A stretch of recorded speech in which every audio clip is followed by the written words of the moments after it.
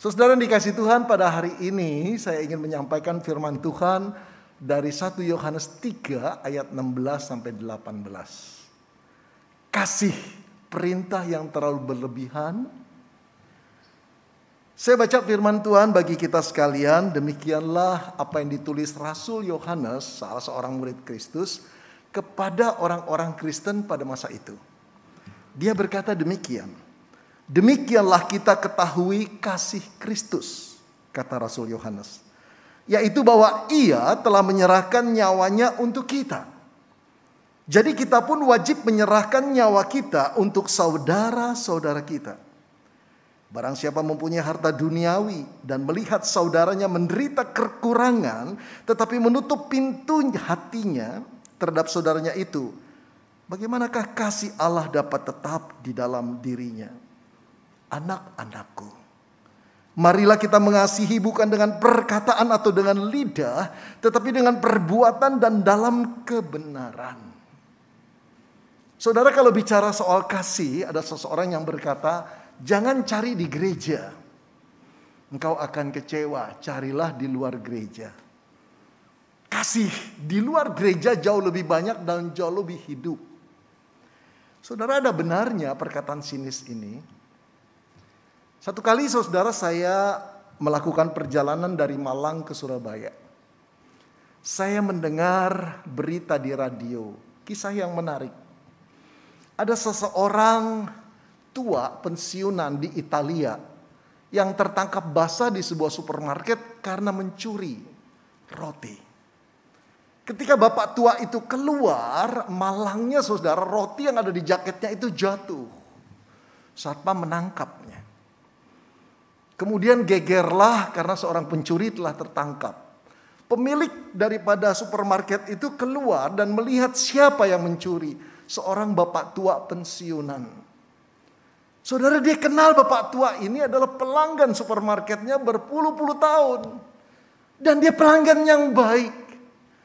Saudara-saudara, betapa malunya pensiunan itu ketika tertangkap, saudara, dikerumuni orang. Dia berkata, maafkan saya, saya malu sekali, saya belum pernah mencuri. Ketika diinterogasi, saudara, kenapa dia mencuri? Karena uang pensiunnya tidak cukup untuk menghidupkan dia selama 1 bulan. Saat itu harga sembako itu sedang memuncak-muncaknya, saudara. Dan uang pensiun yang dia terima tidak cukup. Saudara, kasihan sekali bukan? Tapi pemilik daripada supermarket itu tidak bisa berbuat apa-apa dan membiarkan orang itu dibawa polisi dan ditahan. Yang menarik dari kisah itu, saudara, masyarakat yang mendengar kemudian mengumpulkan dana.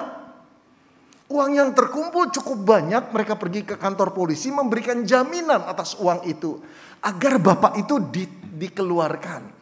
Uang jaminan itu menjadi jaminannya. Bahkan sisanya diberikan kepada bapak itu. Luar biasa bukan gerak masyarakat ini. Yang memaklumi kenapa bapak itu bisa berbuat seperti itu. Dan terlebih lagi masyarakat berkumpul semakin banyak. Menggalang suara begitu banyaknya. Kemudian mendesak pemerintah untuk menaikkan uang pensiun para pensiunan yang memang sudah tidak cukup. Wow, saudara-saudara yang dikasihi Tuhan. Kasih seperti ini seharusnya mulai dari gereja dan ada di gereja.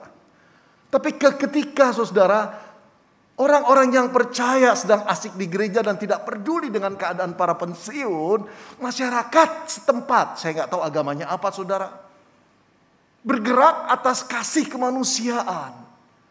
Saudara, saya pikir kasih seperti ini seharusnya yang diinginkan Tuhan hadir dalam rumah Tuhan. Di dalam gereja. Kita menjadi pemerhati saudara kita yang kekurangan, yang kesulitan, yang sedang terdesak di dalam kebutuhan. Tapi ternyata memang jauh lebih sulit cari kasih di gereja daripada di luar gereja. Saudara, dalam kesulitan ekonomi seperti sekarang ini, semua pasti mengalami kesulitan. Paling tidak income-nya berkurang, betul tidak? Tapi kalau saya analisis, saudara, ada beberapa kelompok anggota jemaat Memang semuanya income-nya berkurang, tapi ada anggota jemaat saudara yang sangat-sangat susah sekali untuk menghadapi makan hari ini atau besok saja. Mereka sudah berhitung luar biasa, berupaya luar biasa dan belum tentu dapat. Biasanya orang-orang seperti ini menerima gaji upah harian saudara, yang tidak tentu dan tidak menetap. Betapa sulitnya kehidupan mereka. Tapi ada kelompok lain di dalam gereja, saudara, di dalam diri orang percaya, yang juga income-nya sebetulnya berkurang. Tapi masih oke bisa bertahan. Tiap-tiap bulan masih bisa bertahan. Walaupun semua diirit-irit. Puji Tuhan. Dan ada kelompok lain di dalam gereja, saudara, walaupun income-nya berkurang, tapi nggak mengalami goncangan apa-apa. Karena sebelumnya memang cukup asetnya, saudara. Entah itu berupa depositonya, entah itu investasinya, entah itu uang cashnya masih cukup, saudara. Nah, mari kita perhatikan.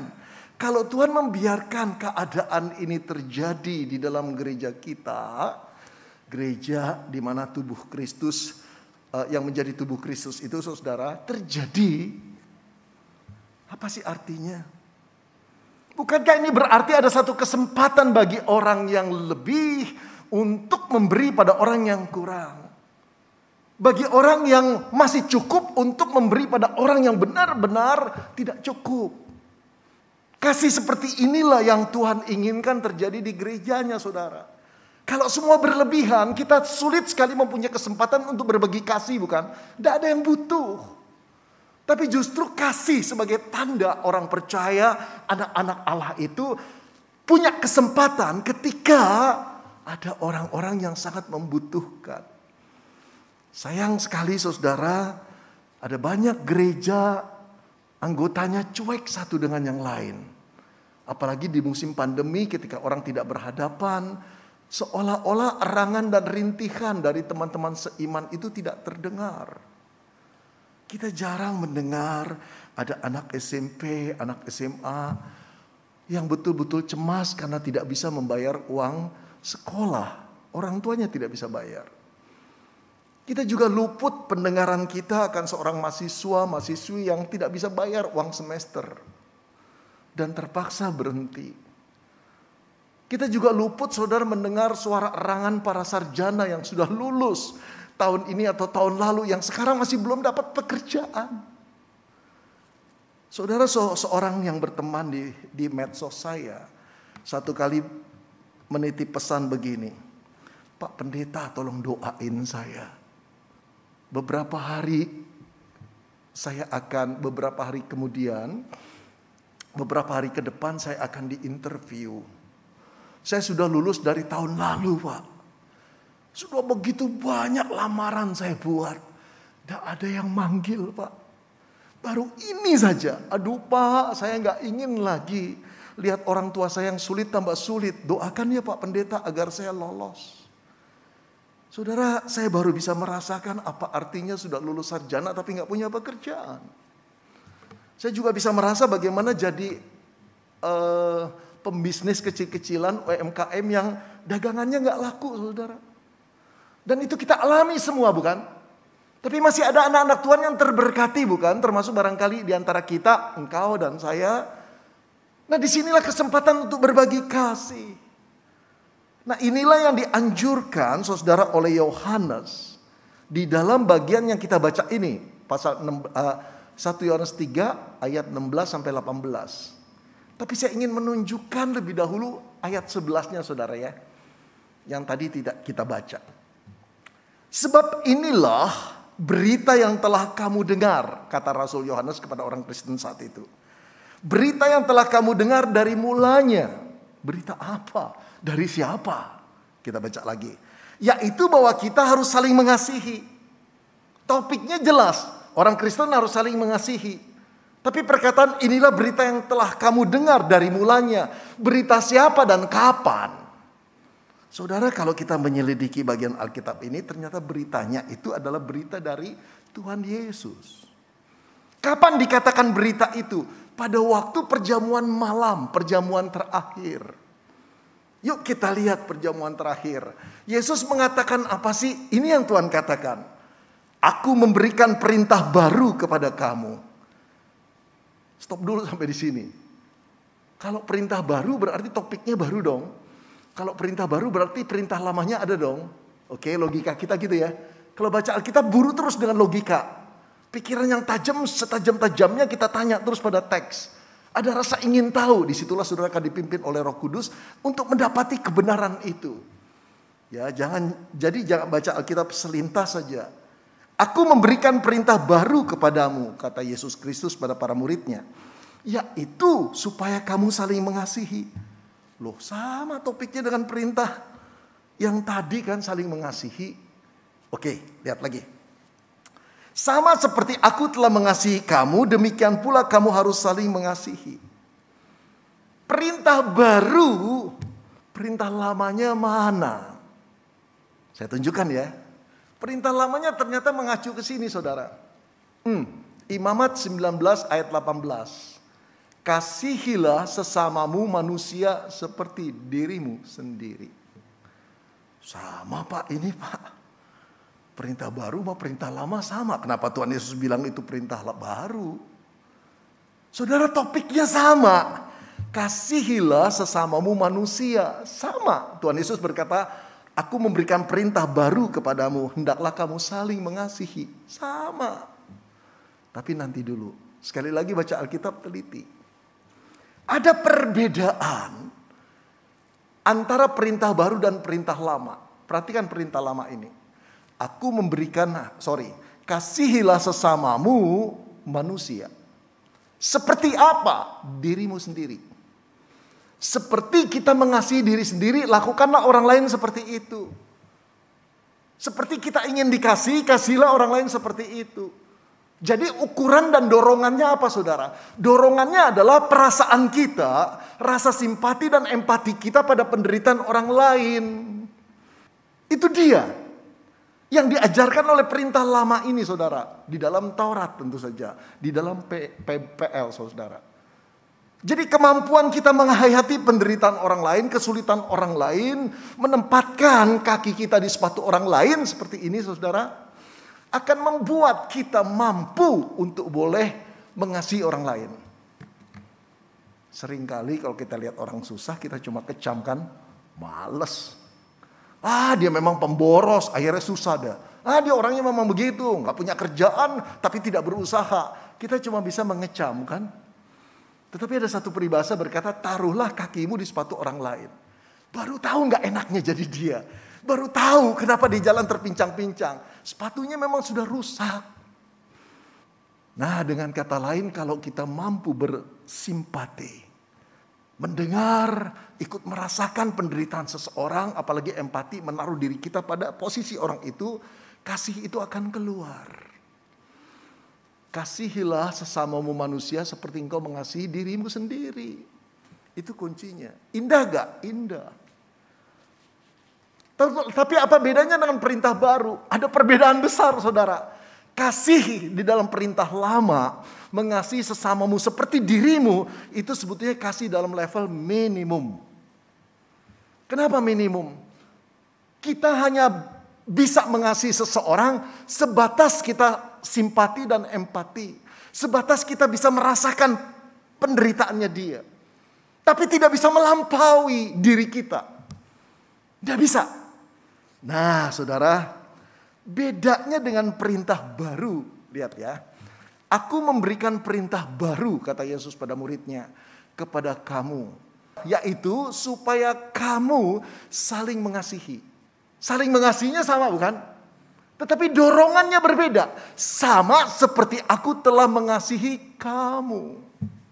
Bukan seperti kamu mengasihi dirimu, bukan. Seperti aku, kata Tuhan Yesus, telah mengasihi kamu. Nah, mari kita tanya. Pada waktu Yesus mengasihi kita, bagaimana cara dia mengasihi? Apakah dia mengasihi kita seperti dia mengasihi dirinya sendiri? Tidak. Dia mengasihi kita melampaui kasihnya pada dirinya sendiri. Ini kasih yang benar-benar superlatif, saudara. Benar-benar luar biasa tingginya, tak terbandinginya. Saudara, mari kita kejar lagi. Pada waktu Yesus mengasihi kita, Bagaimana sih dia bisa mengasihi kita? Kenapa sih dia mengasihi kita? Apa pentingnya kita di mata dia? Apakah ada sesuatu yang menarik dalam diri kita? Entah itu kecantikan fisik, ketampanan fisikal saudara. Entah itu karunia, kecerdasan kita. Entah itu daya tarik kita, kepandaian kita untuk menawarkan sesuatu atau kelebihan-kelebihan lain. Sehingga Tuhan berkata, sayang orang ini dihukum mati di neraka. Wow, aku tertarik pada dia. Bisa dipakai luar biasa. Yuk kita selamatkan. Apakah begitu? Saudara-saudara, tidak seperti itu ternyata. Roma 5 ayat yang ke-8 berkata, pada waktu dia mati untuk kita, anak Allah itu.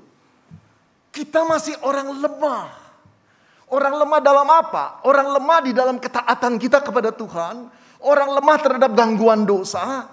Dikatakan juga kita orang durhaka. Tahu saudara orang durhaka? Orang yang selalu menjengkelkan hati Tuhan. Orang yang hanya pantas dihukum mati. Dan dikatakan juga kita adalah seteru Allah dan pendosa. Gak ada baiknya. Gak ada baiknya. Tapi mengapa Tuhan Yesus datang pada kita, memilih kita dan menyelamatkan kita? Gak ada poinnya kok. Jawabnya adalah karena dia mengasihi kita. Gak ada baiknya kita ini. Tapi dia mengasihi kita. Itu sebabnya dia datang meninggalkan surga, masuk ke dalam dunia karena dia mengasihi kita. Itu sebabnya dia bergumul di Taman Getsemani untuk menghindari cawan pahit. Tapi terakhir dia terpaksa meminumnya. Kenapa dia terpaksa meminumnya? Karena dia mengasihi kita.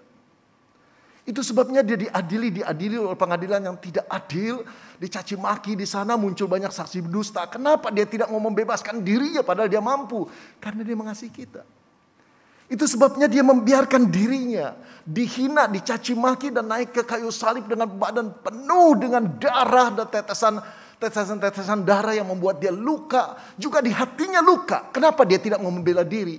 Karena dia mengasihi kita. Itu sebabnya dia berkata, Bapa ampunilah mereka. Ampunilah mereka. Pengampunan yang diminta Tuhan untuk engkau dan saya. Kenapa? Karena dia mengasihi kita.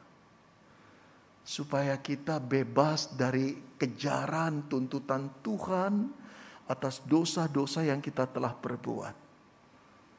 Karena dia membayar seluruh hutang dosa kita. Kenapa sih dia mengasihi kita? Karena dia mengasihi kita. Apa ada yang baik? Apa karena kita menarik?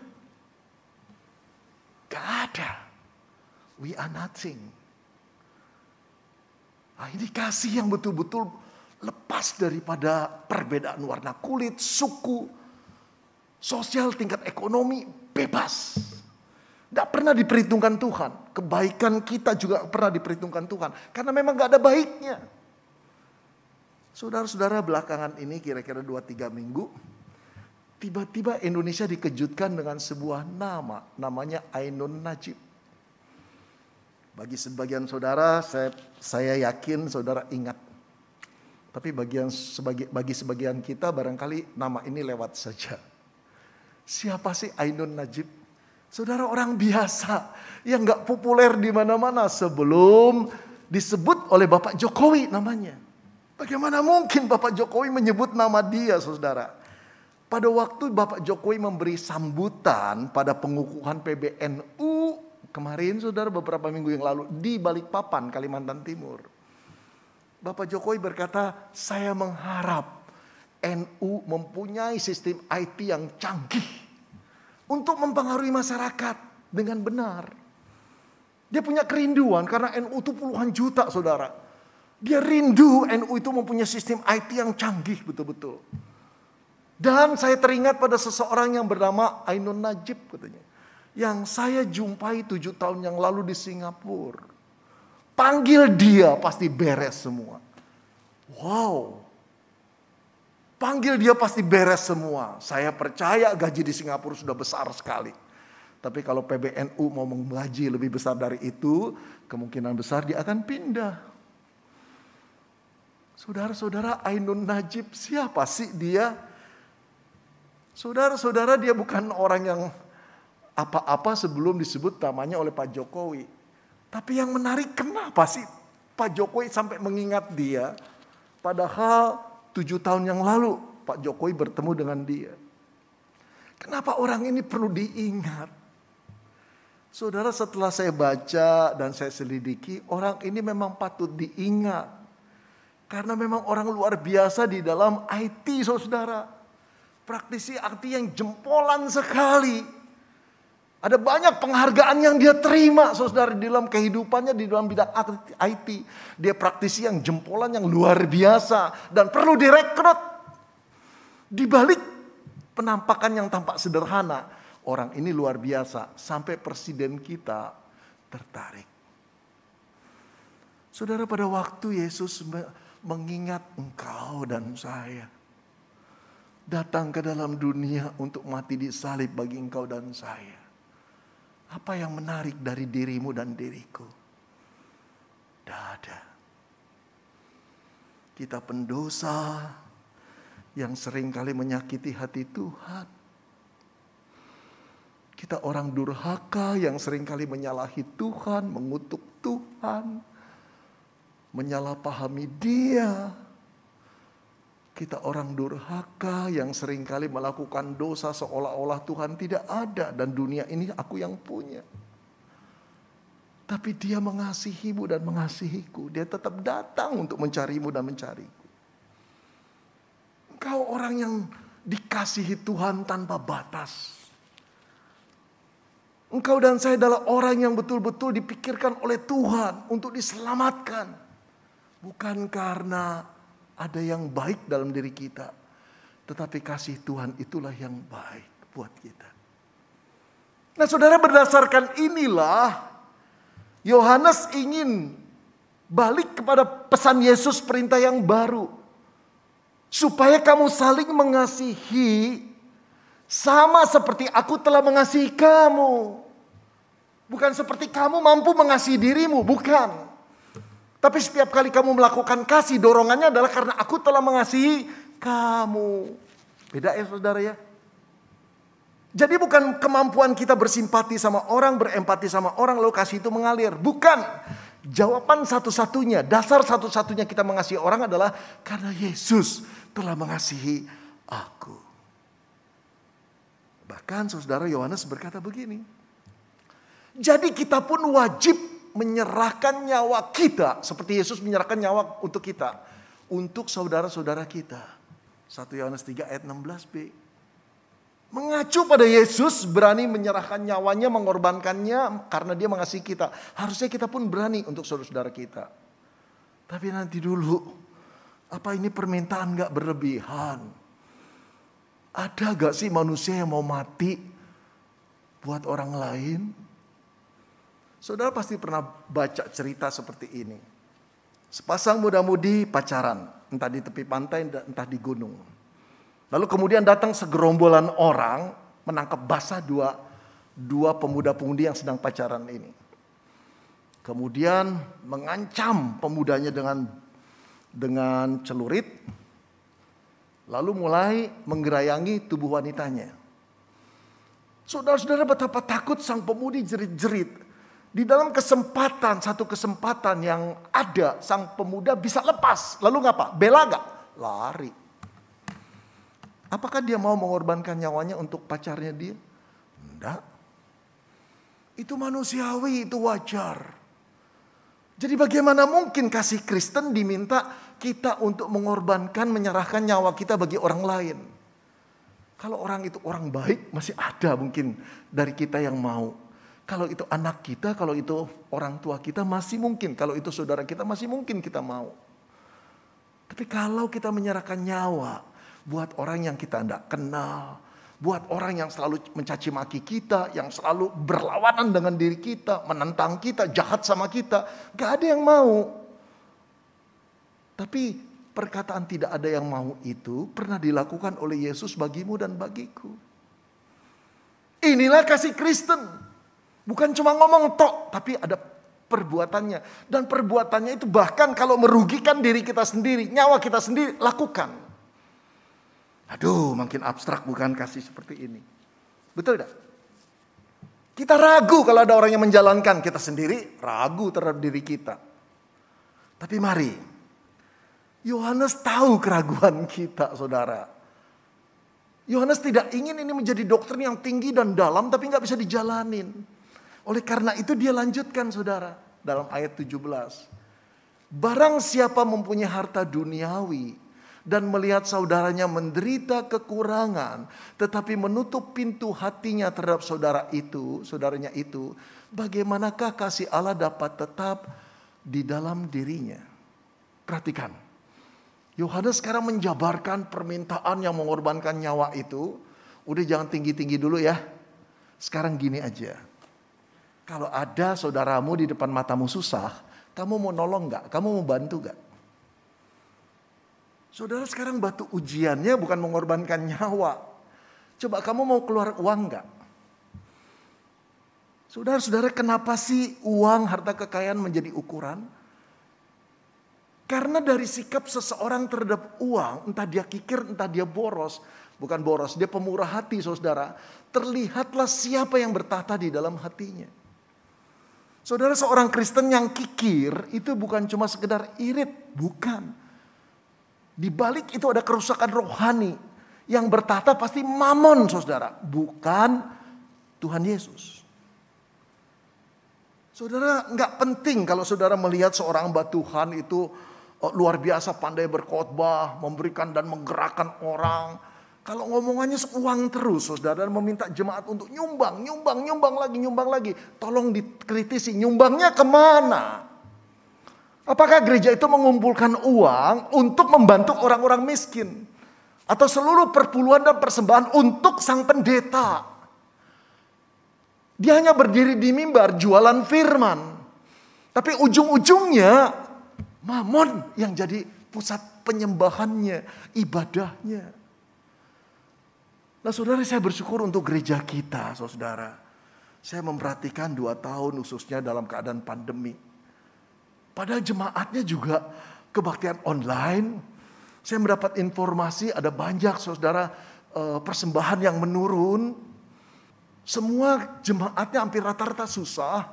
Tetapi ketika ada, saudara, kesempatan untuk menolong jemaat yang kekurangan, entah itu masker, entah itu hand sanitizer, entah itu sembako, jemaat bergerak dan terwujud. Ketika ada bencana alam, musibah, erupsi, gereja kita bergerak dan terwujud kasih itu. Saudara, inilah gereja yang dikehendaki Tuhan. Kalau demikian, saya nyarankan pada saudara, ayo kita bantu saudara-saudara kita yang kekurangan. Jangan segan itu, saudara. Saya juga kekurangan, Pak. Sama, semua orang juga kekurangan. Makin sulit, bukan? Tapi seberapa kita bisa bantu, itu adalah kasih kita untuk mewujudkan Kristus mengasihi kita kok. Nah, lanjut lagi ayat 18. Rasul Yohanes mengatakan pada ayat yang terakhir ini, anak-anakku, marilah kita mengasihi bukan dengan perkataan atau dengan lidah, tetapi dengan perbuatan dan dalam kebenaran. Udah jangan ngomong tok lah. Begitu. Banyak sekali argumen kamu mau ngasih gak? Gitu aja. Kalau ngasih, itu bukan karena kamu pengen dikasihi. Kamu sudah dikasihi. Kalau ngasih karena Yesus memang telah mengasihi aku. Saudara-saudara yang dikasihi Tuhan, saya pernah mengenal seorang majelis. Dia orang yang sederhana, lahir barunya baru 7 tahun, tapi kemudian diangkat jadi majelis. Karena setia sekali. Dan kebetulan dia bapak dari teman saya. Saudara-saudara, kalau ada 3 kebaktian, dia selalu hadir. Kebaktian 1, 2, 3. Kesukaannya adalah nemenin bapak pendeta. Kalau bapak pendeta pelayanan keluar kota, dia jadi supirnya, saudara. Padahal dia orang yang cukup mampu. Nggak pandai berdebat. Tidak pandai mengungkapkan ide-ide di dalam gereja untuk kemajuan. Dia tipe orang yang setia. Tapi satu kali ayah dari teman saya ini meninggal dunia. Saudara, betapa kagetnya kami serangan jantung menyerang bapak itu. Nah, waktu dia dimakamkan, saudara, ada 8 bis besar yang datang. Saya ngitung. Saat itu saya masih jadi pemuda, saudara. 8 bis besar penuh-penuh. Ketika mau dimakamkan, dari kur gereja yang elit yang begitu bagusnya, saudara. Sampai kelompok-kelompok kecil, sampai kelompok kur yang suaranya bisa pecah. Suara 1 sampai 4 itu pecah jadi suara 7 dan 8. Falsnya luar biasa. Tapi ibu-ibu, bapak-bapak tua itu pengen bernyanyi. Dan setiap kali saya perhatikan sangkur itu bernyanyi, ada derayan air mata di jemaat yang sedang menyanyi. Termasuk bapak ibu tua. Saudara, setelah pemakaman, sebelum bubar, saya bertanya pada beberapa orang, terutama orang-orang yang nampak sederhana. Bapak kenal om majelis ini? Kenal, Pak. Anak saya 2 disekolahin beliau sampai tamat, Pak. Wow. Lalu seorang ibu saya tanya, "Ibu, bagaimana kenal dengan bapak ini?" "Aduh, Pak, dia yang masukin saya jadi pelayan toko. Kalau enggak susah sekali kami hidup." Seorang ibu lagi, "Ibu, kenal di mana sama bapak majelis ini?" "Bapak tahu, dapur saya udah bocor. Begitu rupa kami gak punya uang. Bapak majelis datang, besoknya kirim tukang, kirim bahan. Jadi, Pak." Jarang orang Kristen seperti dia. Jarang orang Kristen seperti dia. Saudara, saya tanya anaknya, "Kamu tahu bapakmu nolong orang segitu banyak?" Enggak. Saudara, inilah kasih yang tidak sekedar diucapkan, tapi kasih dalam perbuatan. Saudara tahu kata asli kasih itu sebetulnya bentuknya kata kerja, bukan kata benda. Apa artinya kata kerja? Sesuatu yang dilakukan. Saudara-saudara dikasih Tuhan, karena Tuhan telah melakukan kasih-Nya pada kita. Kita harus membayarnya sebagai pengungkapan syukur kepada Tuhan. Mulai dari rumah Tuhan. Dari saudara seiman. "Pak, kalau mengasihi saudara seiman, bukankah kasih itu untuk kalangan sendiri?" Bukan. Mulai dari saudara seiman, kemudian pergi keluar baru. Kemudian menjangkau dunia. Aneh dong kalau kasih kita pergi keluar tapi jemaat sendiri jadi susah. Pada akhirnya saudara, bukan cuma menjangkau dunia.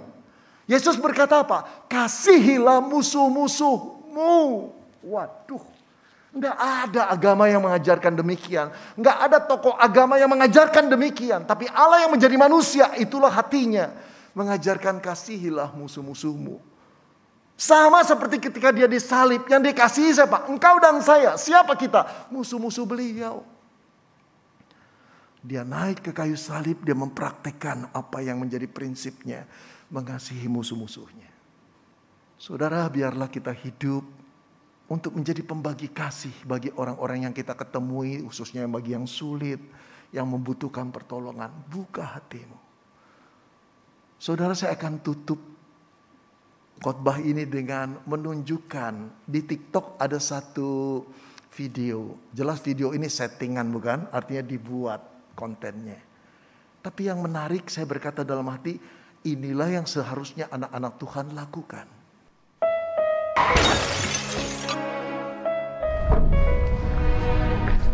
Mobilku diam di sini, kok bisa kamu tabrak? Maaf, Pak, saya buru-buru dan saya lagi nggak fokus, jadi saya nggak perhatikan. Maaf ya, Pak.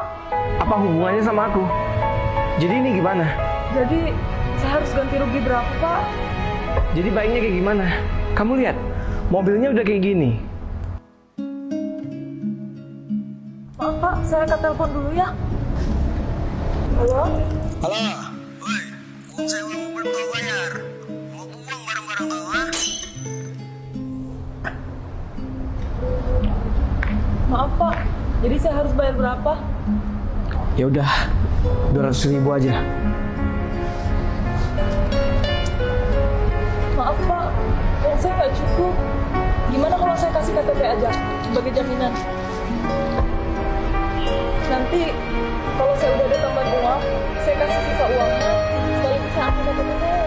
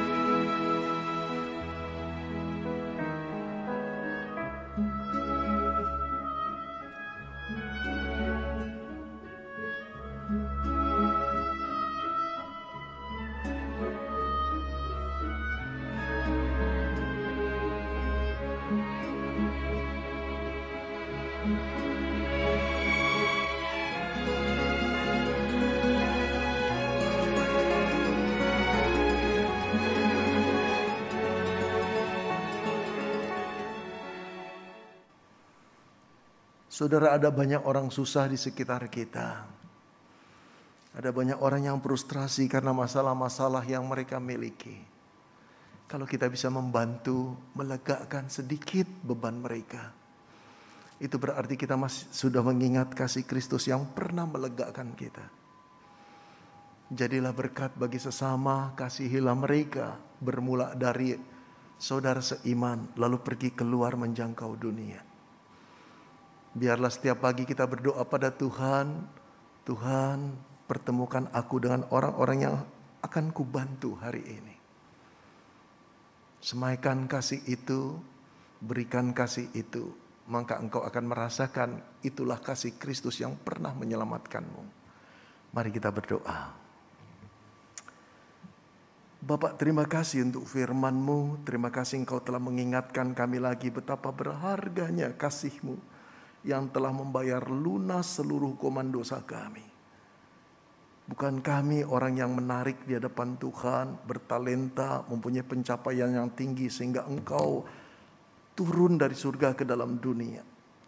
Tapi karena kami adalah orang berdosa yang tidak ada harapan, yang tidak mungkin dipilih oleh para pembesar, yang tidak mungkin dipakai untuk memenangkan dunia ini, karena kami tidak punya prestasi apa-apa, Engkau datang menebus kami. Terima kasih untuk kasih-Mu Tuhan.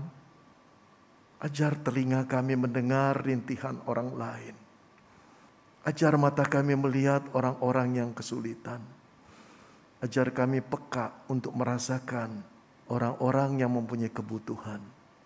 Dan ajar tangan kami menjadi murah hati memberi kepada orang-orang yang butuh pertolongan. Karena Engkau telah menolong kami. Terpujilah nama-Mu Bapa, dalam nama Tuhan Yesus kami berdoa.